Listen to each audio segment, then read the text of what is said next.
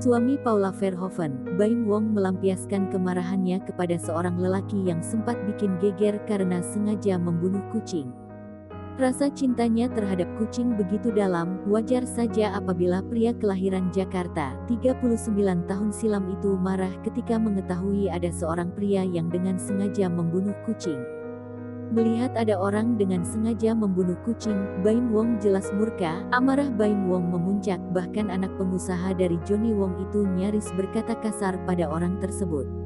Untungnya emosi itu tak sampai kelewat batas. Baim Wong lantas meminta agar siapapun yang berada dekat dengan anak kucing tersebut untuk menjaganya.